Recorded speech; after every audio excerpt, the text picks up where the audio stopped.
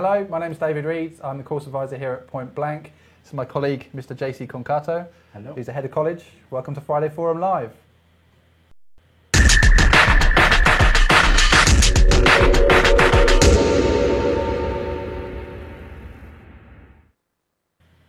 Hello, welcome along. It's 1 o'clock in London, UK. Big day for London today.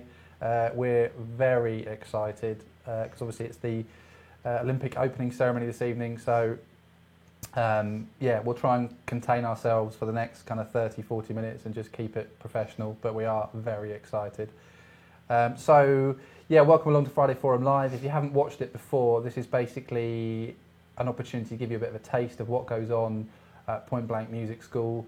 My colleague JC is the head of college. He's very heavily involved in the course development of the online courses that we offer. So he's going to give you a little taste of some of the material that we cover on some of the classes. Today we're going to be looking at beat making, groove programming, how to inject a bit of real kind of authenticity and flavour into your beats.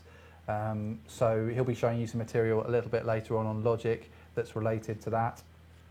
I've got a few sort of news items just to sort of put you in the picture with initially.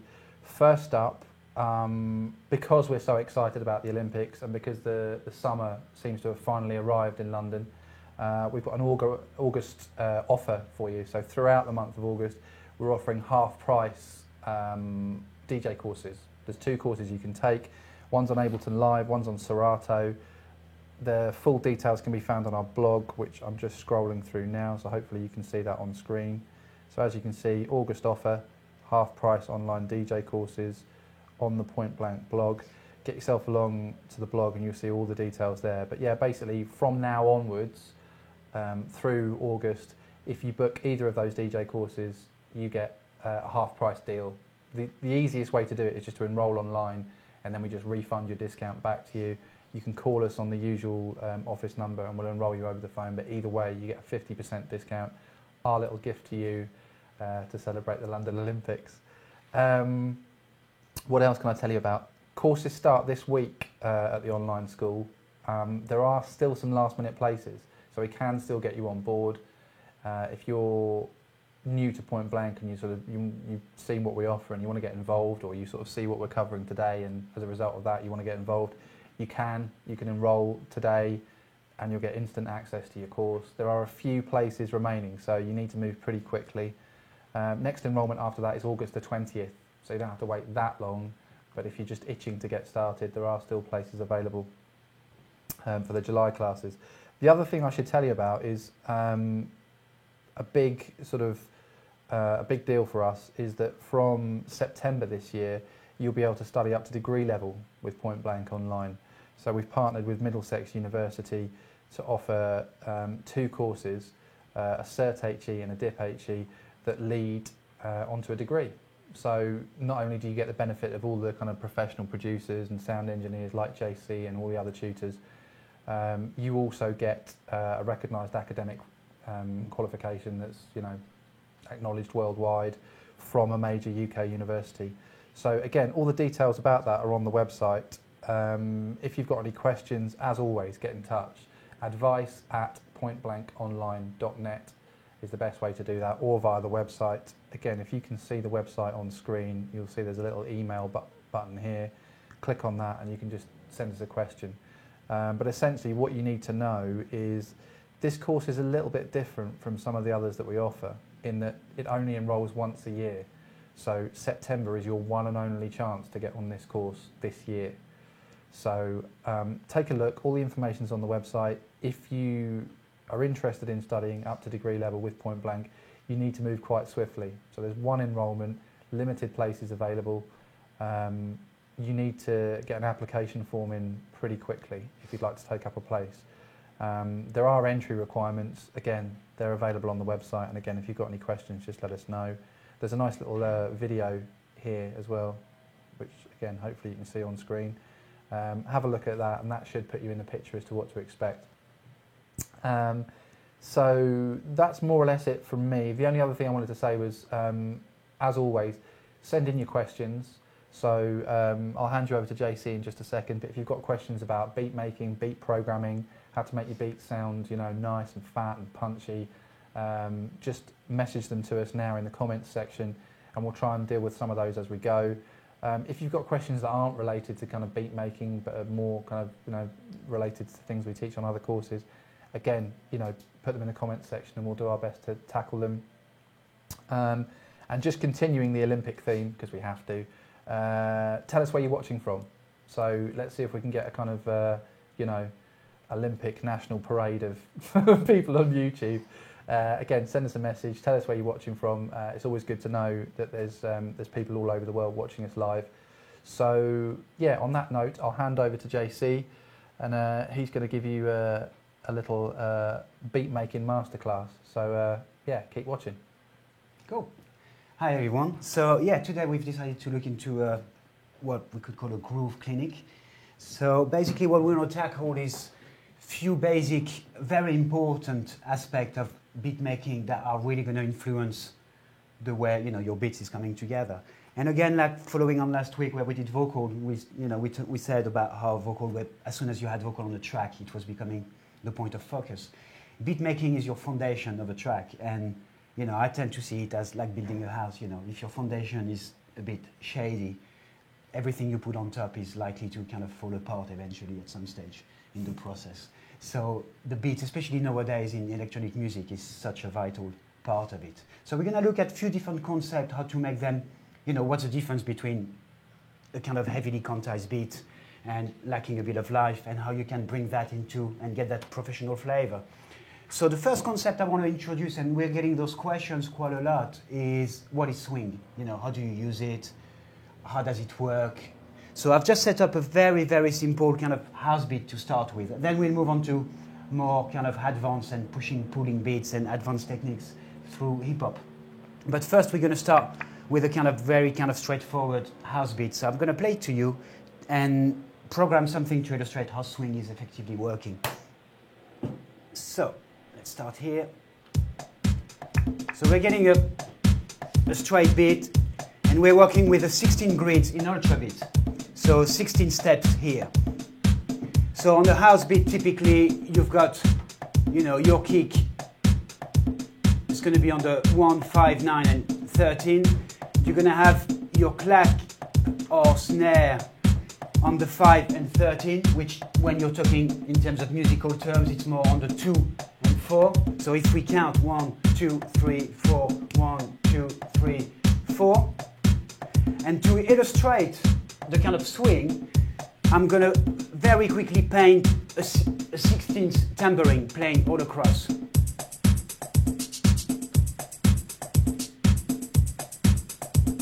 You see at the moment, the tambourine is a bit robotic. It's a bit dry and not really interesting. So there's a couple of things that we can do to start making it interesting.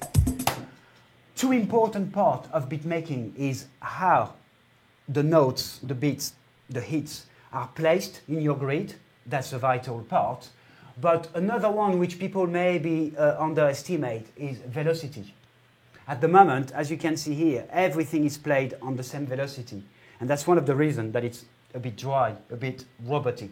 You know, if you think of a percussion player, a drummer, a human playing an instrument, you're never going to have that kind of playing it exactly constantly. Even if you aim to, you're probably not going to quite aim that. So that's what gives it a human feel. So let's start playing with the velocities here in ultra beats.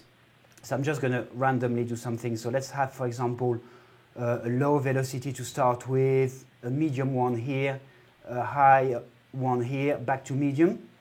Doesn't have to be extremely precise, but I'm going to quickly try to draw that for you guys.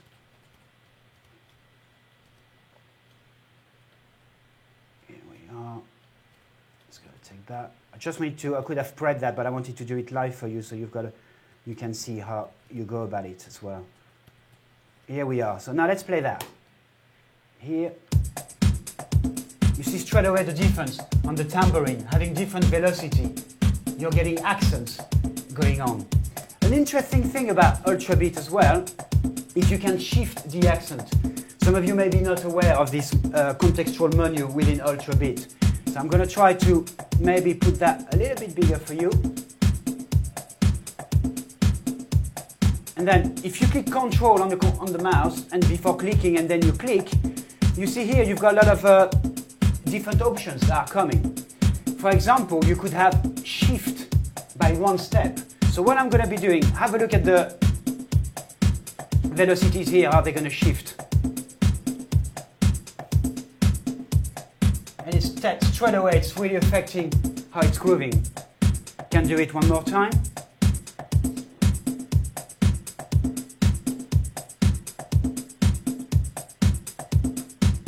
So that's one thing. Now, what I want us to look at is the swing function. Ultrabeat's got this swing here, which is calculated in percent. And that's very much how classic drum beat making machines like MPC, SP1200 used to work. So let's increase the shift. Do you hear what it does to the tambourine? It's basically making it more relaxed. So to understand more and illustrate graphically how the swing is working, what we're going to be doing is I'm going to bring first the swing back to none, and I'm going to drag the pattern here. Actually, I'm going to do that here. I'm going to bring that here, on the first.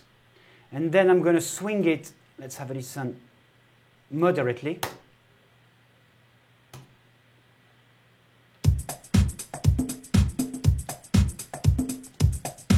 Okay. And then I'm going to drag that next to it, let's say here. And then I'm going to swing it quite heavily. Bring that here. Now we can close that and make sure you're not triggering the sequencer, because now we're going to play it from the timeline here. So make sure you deactivate the sequencer on Ultrabeat basically. Okay, so now we can have a look. So I'm going to zoom here, and I'm going to open those regions here. Here we are. And a good way to illustrate and to show is actually, I like to use this menu here. It's this list here. So you see everything here at the moment, the position, everything is on the 1. There's no swing. Absolutely everything here is on number 1.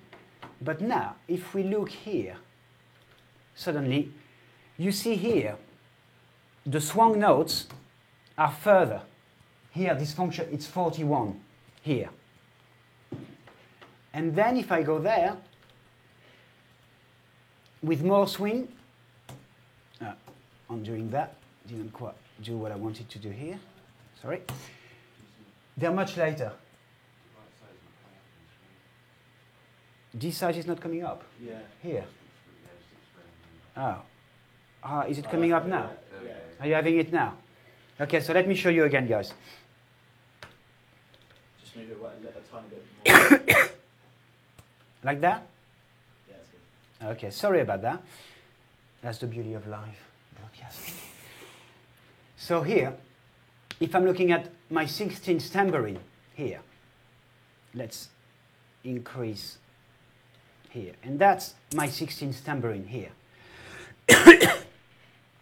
So you see them here. 1, 2, 3, 4, 5, 6, etc. So up to 16. At the moment, they're all on the 1, literally hard quantize. But if I move here now, you notice here that every other ones, basically all my even numbers, which if I look at my Ultrabeat back on here, all my numbers like 2, 4, 6, 8, etc. are being delayed, played further, giving it a more relaxed feel. And if I go onto that one here, they're now on 70. And you see here on the grid, I'm going to zoom for you here, this grid as well. You're seeing here, now they've been pushed later on 70. So if we listen to that quickly, that's what gives it this kind of really, really laid back and really swung or shuffled feel. So that's the principle of of swing, basically. And that's being used in many genres, you know. Typically the kind of techno from Detroit had that kind of feel, really, really strong, minimal tech, deep and soulful. In house music, even though everything is very quantized, if you look on the kick and the snare, they have to be hard quantized because that's what drives the beat. You know, if you start moving this kind of stuff, then yeah, it's not going to quite work the same on the dance floor. That's what, you know, people dance to. But all the kind of stuff around, like the percussion, if you look at my percussion now, this one here, you see, is swung again in parallel with that. And that's what gives it that kind of really laid-back feel. There's a couple of people, maybe because of the beats that you're using at the moment, there's a couple of people on the comments mentioning, and also possibly because you're French, potentially mentioning disco house. Yeah, definitely. Or that sort of filtered sort of French disco sound. Totally. I think in house, pretty much, you know, every type of house music nowadays has that kind of swing, I think. Yeah. I think, you know. One of the early questions as well was from David Dixon. Hi, David. What's the best way to make a kick stand out to keep a fat thump but not make it sound muddy? I guess that's more of a kind of mixing thing. It's and more also of a your sound mixing selection. thing, yeah. It's a sound. I mean, the source sound, if you select your source sound really well, you have actually, you'd be surprised how little you have to do in the mix. I mean, yeah, it's basically making sure that the balance within the kick itself, I mean, we always talk about balance of frequency in the mix, but even within the sound itself. Yeah. So make sure it's got a bit of attack, a bit of click, so that's going to come through the mix. I think people also have this misunderstanding that everything has to be subby. Well, you know, when we say sub is below 50 hertz, 40, 30 hertz. This is what is sub, but it's not fat. You know, 150 hertz is fat. So again, if you put too much sub into it, that's going to be kind of subby and actually making it sound a bit like dragging, falling apart a little bit. So I think that would be my basic advice on. So just choose your initial sort of source sound really carefully. Yeah, and make sure there's a good sort of frequency content. Layering sound. I'm gonna if we've got time, I've got a couple of hip hop beats that I want to show. I've layered the kick to show you, you know, what you can do on layering sound. But layering sound is quite an essential part as well. Often, I've seen, you know, myself and many producers, we tend to use like quite a thin kick, and often maybe sometimes a rim shot that you blend into a kick drum, but that gives you the front, the attack. Yeah. So blending sound together is a good way to. So keep those questions coming, guys. If you've got any other questions about beat making or kind of, you know, groove, quantized functions, swing, a lot of people often ask us. JC mentioned earlier on, you know, the sort of swing you get from the kind of MPC drum machines, the SP1200, that kind of thing. We'll look at that in a little bit. We're going to look at that. So, yeah, keep the questions coming. Cool. And I'll hand you back to JC. So, yeah, so I've showed you now how to get the swing working from Ultrabit. And the swing in Ultrabit work with percentages. And that, like we just mentioned, it really relates to MP3, the classic swing. You know, the MP3 is so well known for that classic swing, especially started with the MPC60, that was the original one, that has also the 12-bit sampling. So it was all part of the flavor, the sound that you were getting. In Logic, there's another way to get a swing going on as well. So I'm going to illustrate that to finalize the swing on this bit, and then we're going to move on to something else. Let's go back to the first bit that wasn't swung at all. So remember, everything is on the 1. Now, in the quantize here, can you see here, can you see, guys, if you can see on my screen here, you've got different degree of quantize. 16A swing, effectively, I'm not quite sure why they call it swing because it's straight. 16A swing is like a 16 quantize. Nothing is swinging at all. And then you've got, it goes from B to E. And basically what it does, it moves the swing by 20 ticks. So I'm going to show you that, guys. If I bring to B now, you see now, every even numbers are showing 21. I'm going to play that to you. Starting to swing a little bit. And if we compare to that, you feel the difference, but it's not a major swing. It's kind of quite subtle. Then we move on to C, which is a personal favorite of mine for that kind of production. Starting to swing, but not too much. And it has moved it by 41. It's kind of how it's predefined. And then I'm moving on to there, on to D. We're on to 61. Hearing it's starting to swing a lot more. And then on to E. starting to really swing. I quite like as well that kind of really heavily swung, you know, almost starting to fall apart, but in a nice controlled way. And then we can go up to there, really heavily swinging. Now, for those of you who like to control things manually, a quick tip. I'm going to select my tambourine here. So it's highlighting it here in event, and basically you just can go up and you can decide how much swing you want. So suddenly I'm not on the kind of 21, 41, 61, 81. Here I'm on 36, for example, or I can be on, 55. Now, and I'm not sure if you guys have noticed something. Here, I've basically swung only the tambourine. You probably hear, I'm getting a problem here, because some of the conga percussion notes that we're playing here are not being swung. So I'm suddenly having a bit of a clash in my beat making. I've got my tambourine, which is swung quite heavily. Unfortunately, those are not being swung. So when you put a beat together, you need that kind of cohesion, because otherwise here I'm getting a straight conga and a very swung tambourine, and it really, in my opinion, doesn't work. There's like quite a bit of a conflict, and if I illustrate swinging the tambourine more, the more I swing the tambourine, the more the beat is really kind of let's face it, not working. So something to be aware of, keep a cohesion. There's one quick question which we'll address, just because ever since we started doing Friday Forum, someone asks about the monitor stand. They get loads of love. There's lots of love for these monitor cool. stands. Yeah, we Are they Gale? They're Gale, I'm not quite sure. Basically, they're hi-fi. They're not even studio monitor, because for this room, we needed to have them on the table, so we just... Any hi-fi shop, you're going to find them. Yeah. What's important is the fact that they're mounted on spike. So as little vibration as possible to the room, so you're kind of isolating. The speakers are really triggering a lot of vibrations. Right. And I've put some little bit of piece of paper underneath already. Kind of so they're customised. JC has customised the Gale monitor stands. So yeah. But yeah, as I say, someone always asks about the monitor stands. In this case, it was Gary Mark Harper. Okay. Hi, Gary. Hi, Gary. Well, so yeah, now you know. It has answered your question. I think you find them. They're probably from Richer Sounds or somewhere. Yeah. Well, actually, I think they are. You're probably starting at 50 quid, and more other studio monitor like on stand, you can fill them up with sound as well, because you need that kind of really solid. What you want is basically isolate the sound of the speaker, so nothing else resonates, vibrates around it. Another quick question has just come in, actually, just to get a rep. Hello. Yeah. Thanks for tuning in. What does he say? I know this is a mixing question, really, but how would you mix the drums with all samples in one region like that? Okay. The fact that it's in one region, it's only your MIDI information that are mixed together.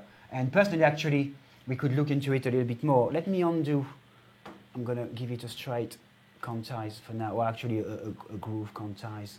I'm going to select. So have I understood his question correctly? Is he asking how you separate the drum outputs? Yes. Yeah. Okay. There's two aspects, and people get confused in Logic because it's one thing that maybe is not that clear because of the way it's designed in Logic. Here you've got your MIDI information, nothing to do with mixing. They're just pure MIDI information. Right, okay. What you can do is you can demix them, and then suddenly you're going to demix them, and you're going to end up having the kick on one. Oh, it's on one track. Channel. Yeah, exactly. But still, by doing that, let me check where it is. I can't remember where it is. They've changed the program, so I'll look into that. But the other aspect is actually the audio when it comes to mixing. And the audio comes from within the plugin itself. So if I want to start mixing differently, I assume what you mean is EQing, compressing my kick differently than from my snare and my hi-hat and all that kind of stuff. What you need to do here in Ultrabit is choose the multi-output. Okay? So here it is. And now you go into your mixer, and you see now that I've selected my multi-output, I've got a plus button. That's going to start bringing out several separate outputs. So I'm going to do plus, plus, and plus. You see I've got output 1 and 2, 3 and 4, 5 and 6, 7 and 8. Now I'm going into Ultrabit, and here when you select your stuff here, you can select your different outputs. So let's see which sound is playing. So I've got my snare playing here, and I'm going to make it output 3 and 4. Now check it out on the mixer. Now I've got my snare here. Yeah. And I can start. I think this snare is a bit too fat.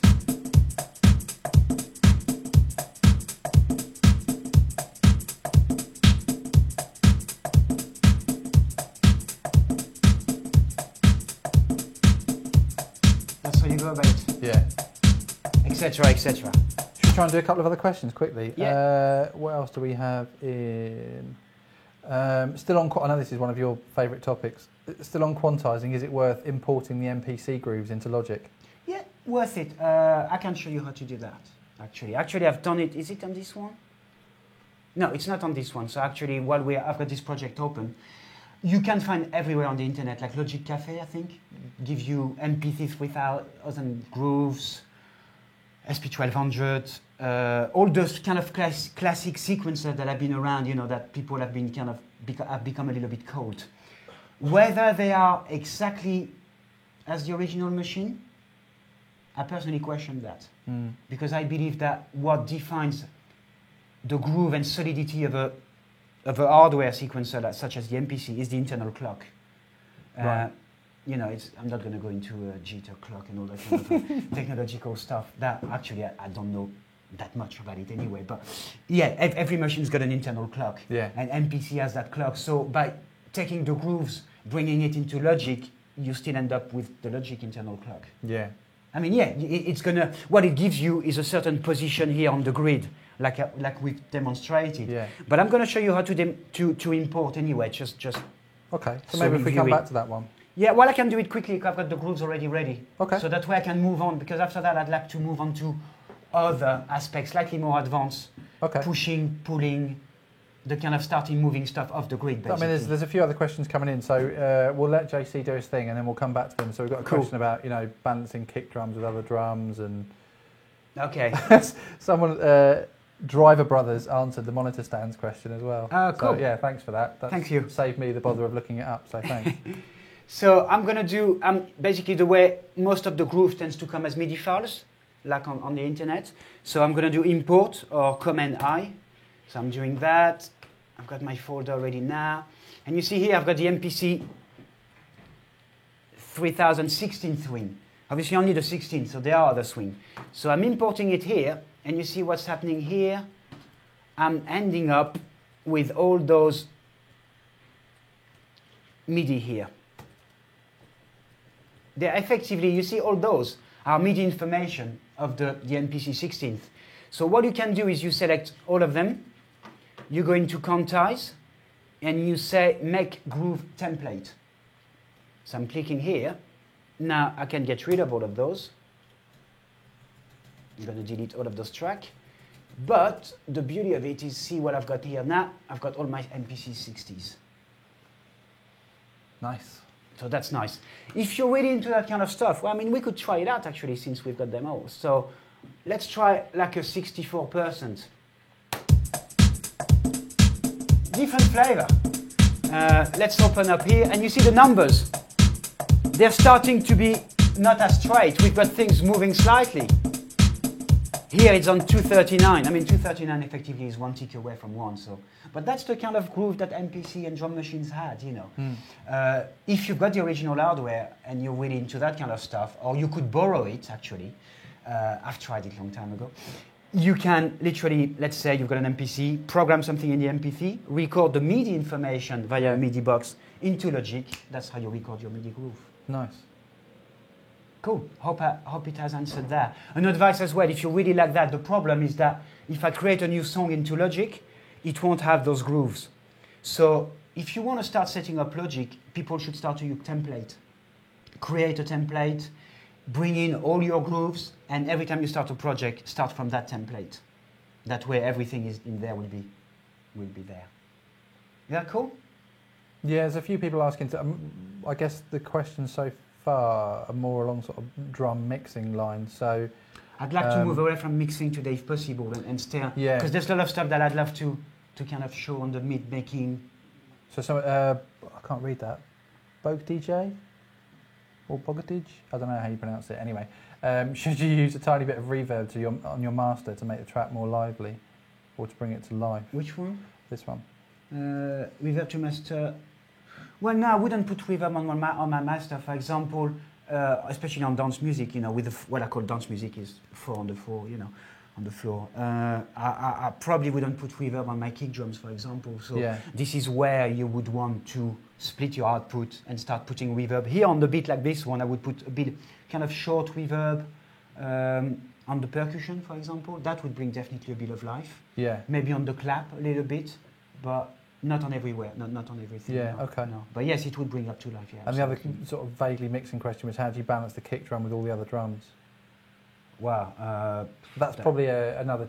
That's another topic. I think I think one day I probably will do a kind of mixing beats, kick and bass, because that's a question that seems to be coming up a lot. So or of course, happy to do that as well.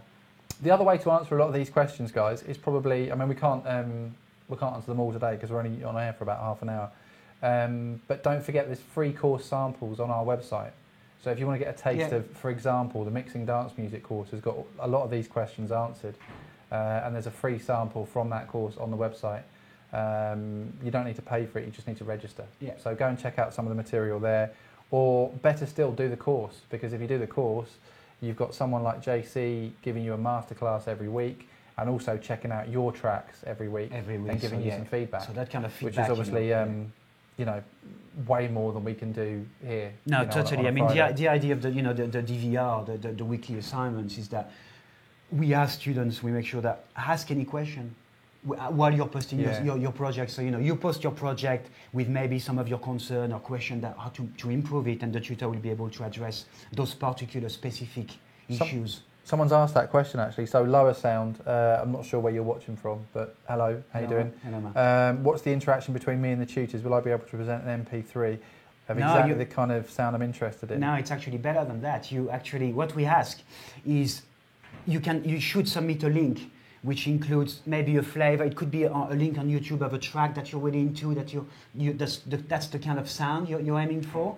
And then you submit your full project, like here. So for example, you could send me that project, and I would review it, edit it, record that as a video, and send that back to you alongside the project edited version of it. So there's two different things going on essentially. There's once you're enrolled on a course, you've got a class forum, and you can post whatever you like in the forum. So if there's a track that you're really feeling at the moment and you want to kind of get that flavour in your own stuff, post a link and ask the tutor about it, and he'll give you some guidance and advice on how a particular sound was achieved, or maybe what sort of style of mixing they've used. And then at the end of the week, you actually get to upload one of your tracks, as JC says. So you upload a project in Logic, and that gives the tutor the opportunity to actually look at your work and how you've put your track together, and give you some professional feedback. So that's something that happens on all the courses that we teach, and we call that system of feedback DVR, which is Direct Video Response. It basically means that you've got a pro checking out your tracks every week. You can find out more about that on the website. If you go to, I'll show you actually. If you go to About, which is just here, as you can see, there's a video here about how the school works, and then there's another video here called What Makes Us Unique. And this tells you all about the interaction that you get with your tutor. So it explains how the master classes work, explains how DVR works. So that should put you in the picture a little bit more. We're running short on time, so I'll hand you back to JC and we'll do some more beat making. Okay, so more beat making. I'm taking an example here that we're dealing with in the hip hop course. The hip hop course got the first 2 weeks on beat making, and we're really happy with that. With the content on there, it shows a lot. One of the things that we demonstrate is by analyzing other producers' beats, you can learn a lot about how beats are put together. And what I want to show today is, okay, on the floor, when you deal with dance music for on the floor, your kick, your snare, we've looked into swinging things around, but your kick and snare have to be hard quantized. Because that's what drives the song, Yeah. But there are other genres of music where you can start moving. And that's what we call pushing and pulling. Yeah. And that's what essentially a real drummer is going to be doing. You know, what we call pushing is basically by moving certain element, and it can be the kick, the snare, slightly in front of the beat. So you see, that's your beat here, and you can move. I've got my kick here. If I'm moving it a little bit before, that's what I'm calling pushing, and it's giving a sense of urgency. Just to get a rep, this is your question, by the way. He's asked, can you show us how to get that hip-hop bounce? Keep watching, you're about to find out. You're about to find out.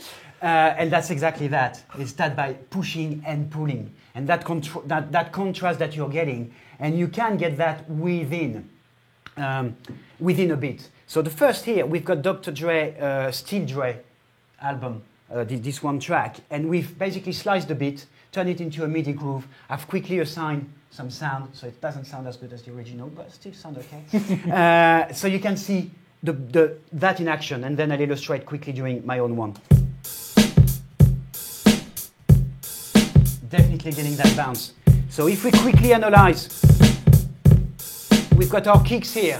Can we see the numbers, Nick, here? Yeah? Yeah. So you see the numbers here. The kick is definitely 385. We're talking heavy swing here. And the biggest ones are on 107. So heavily swung, that's how you get the bounce. The kicks are being later, so it's pulling, it's making it lazy. Yeah. Now, if I'm looking at my snares here, again, they're all on 7. They're pulling slightly behind the beat, giving it that kind of bounce. But then, if we start looking at the snare, at the hi-hats, they're starting to be a little bit before, by the minimum. So that means the hi-hat is either on the beat or before a little bit the beat, giving that kind of urgency, if you like, driving along. But my kick and snare is really behind. That gives you that bounce. Yeah. So that's pretty cool. So now, to kind of finish for today, I've got another one that I've kind of quickly put together this morning. I'll play it to you first, and then I'll kind of show you how to go about it. Not only you can program stuff with a pen, in the grid, but I think it's important to start to develop a bit of skills of playing beats on the keyboard. I think it's quite important. And you don't have to be a drummer. I mean, I was a drummer originally, so that's how I got into playing that kind of stuff. But the more you practice, it's like DJing, it's like programming. The more you practice, you're going to be learning, and you don't have to play.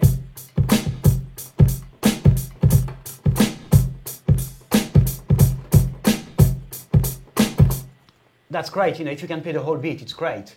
But you don't have to. You could literally program just like that.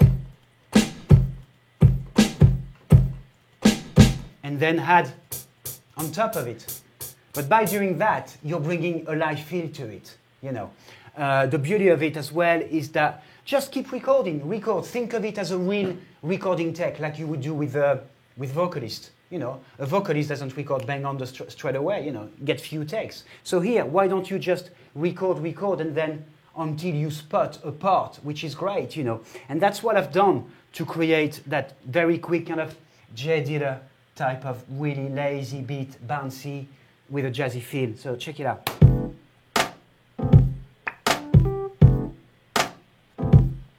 Very low, And it's the slower the tempo, the more you can really play. The more you can really play with those kind of like pulling and pushing and being really lazy. So I can show you maybe how I've gone into doing that. So I'm going to mute those parts. I'm going to duplicate these. Duplicate setting, here we are. One thing I want to show you as well is it here? Yeah, it is. You don't have to, some producers or artists have this kind of syndrome and fear. As soon as you press the record button, you become a little bit more aware of it. Suddenly you're becoming more self-conscious, and it may stop you. Whereas when you play, you get sometimes just good stuff by playing live, So I'm going to show you something.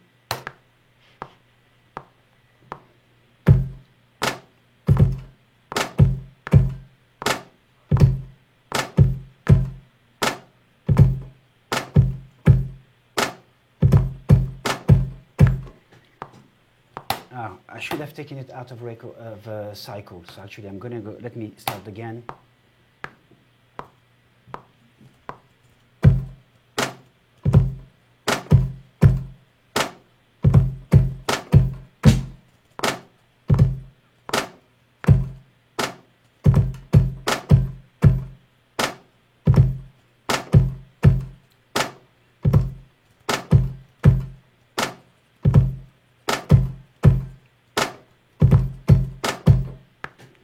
And now, I didn't press record, but there's this great function in Logic which captures the last thing you've played. And that's something that people maybe are not aware of. And one way to get it is you can customize your transport bar. So control, customized control bar, and here, capture recording. What it means is I actually didn't press the record button. And often it's when you play and you jam, you know, that suddenly you've got, oh, I wish I had, you know, recorded that because it was actually the best part and I can't play it again. Well, that's the magic button. Capture record. Nice. So that's how I got that. And now after that, the way you could go about it is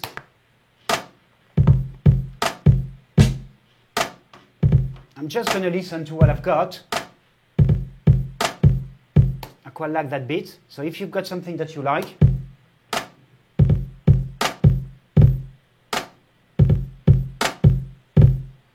it's all right, but maybe there's better.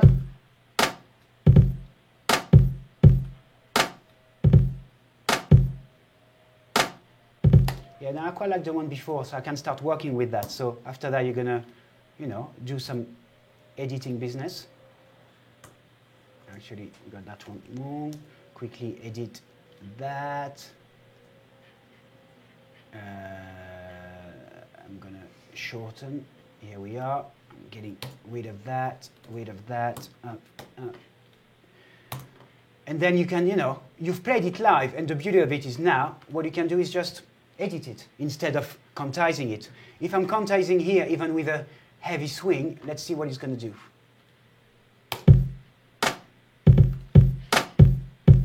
I mean, it's okay. But you see, everything is quantized. And the whole idea of playing live is really moving, it's really about moving away from that kind of use the quantize function. So here now, you see here, I've got it here. A good thing, the way I like to do it, is here my first kick is really late. So I'm going to put the first, so I'm capturing, literally selecting everything, moving my first to the first, but keep everything in relation. Let's see how it feels.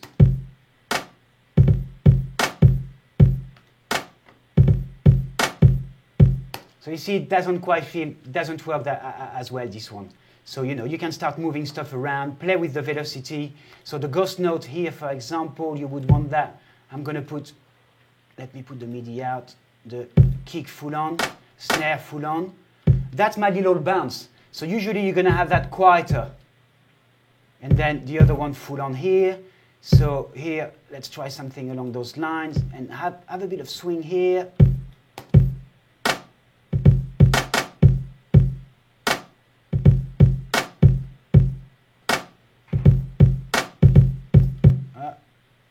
Let's go, I'm going to keep that kind of laziness on my kick and snare. Let's have it here, for example, and something along those lines here.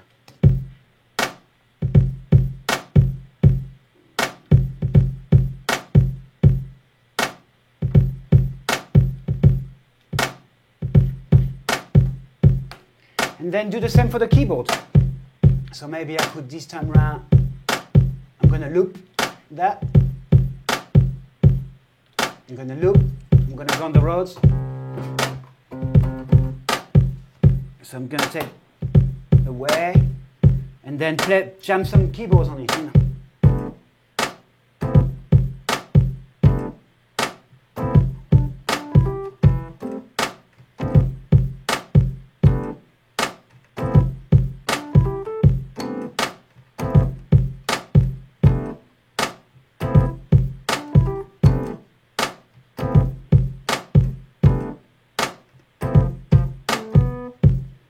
So that's kind of the vibe.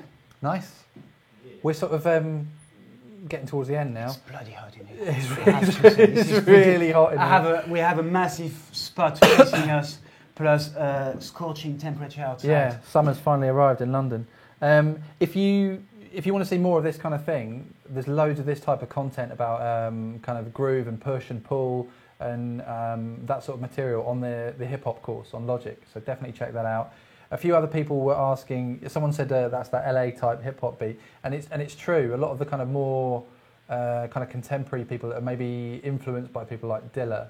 I'm thinking people like Flying Lotus and that kind of thing. Big time. I Really think Flying into this Lotus whole- is really taking it even further. You know, bringing jazz into it. Yeah. And, you know, that kind of really, yeah.